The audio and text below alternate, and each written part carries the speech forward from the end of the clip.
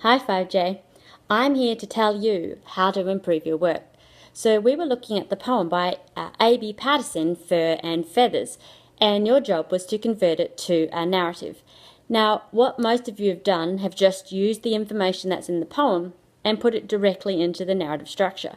I'd like you to be a little bit more creative, add more into it, make it more interesting. It doesn't have to be exactly the same, and we want you to be really creative.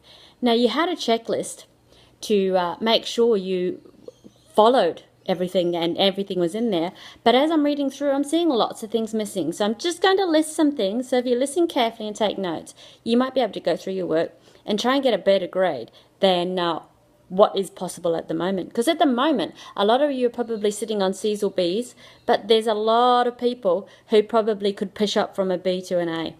So pay close attention. Does your narrative have an orientation which introduces the setting and the time, place, and atmosphere? The plot, which is the storyline, and the characters. Does your narrative have a complication, a problem, or challenge, which the main characters must try to solve or overcome? Does your narrative have a series of events which lead towards an event of high tension and suspense, which you know is the climax? Now, a lot of you, that just isn't good enough. So when we're climbing a hill and you get to the very top, that's the climax, and you need to be building more tension into that.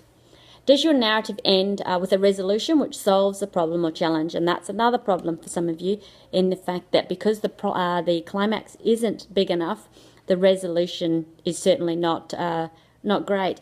And if you write a narrative that ends in I woke up or somebody else woke up and it was all a dream, you're likely to not do so well. Teachers are really used to seeing that, and it's not scored overly highly. My narrative ends with a resolution, which is either happy or unhappy for the main characters.